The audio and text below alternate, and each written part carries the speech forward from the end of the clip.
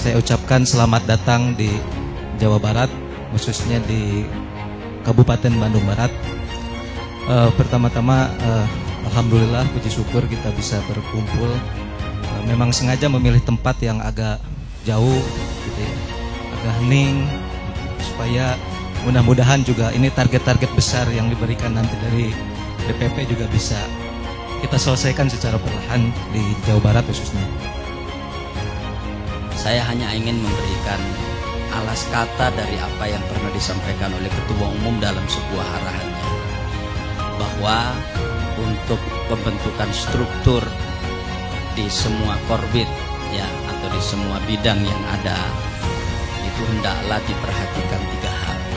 Yang pertama-tama, ini istilah beliau adalah harus memperhatikan kesolehan. Dan kalau saya pahami, wallahu a'lam bishawab, mudah-mudahan saya tidak salah, kesalehan di sini adalah menyangkut persoalan integritas. Apakah itu integritas spiritual, integritas moral, dan tentu yang tidak juga kalah pentingnya adalah integritas sosial. Karena ini yang menjadi modal utama seseorang itu akan bisa mengemban amanah sebagai pengurus di partai yang kita cintai ini. Kemudian yang kedua adalah kompetensi, yang waktu itu istilah beliau dengan al-kafa'ah. Ya, di kompetensi inilah nanti kita akan bisa memutuskan si fulan ditaruh di mana, di bidang apa, dan seterusnya sesuai dengan kompetensi yang dia miliki. Saya kira kesolehan tanpa kompetensi ya, itu adalah sebuah kelemahan.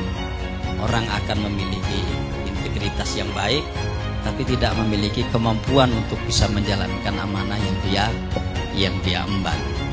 Yang kedua, dan yang ketiga adalah loyalitas. Secara khusus persoalan loyalitas ini beliau membagi ke dalam 2 hal.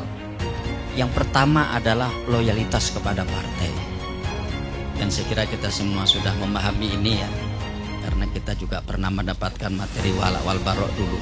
Kemudian yang kedua adalah loyalitas kepada pimpinan partai.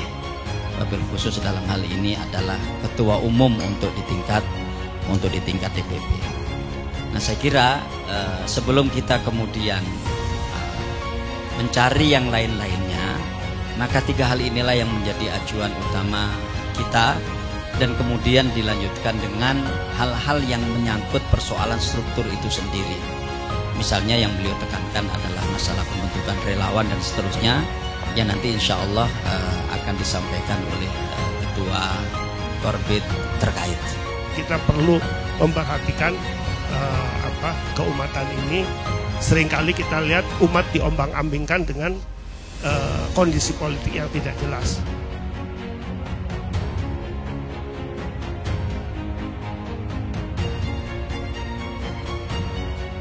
Partai Gelora juga merupakan partai politik modern, partai modern.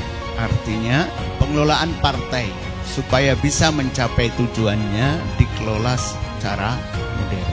Kemodernan organisasi tentunya juga disesuaikan dengan karakter organisasi yang politik itu.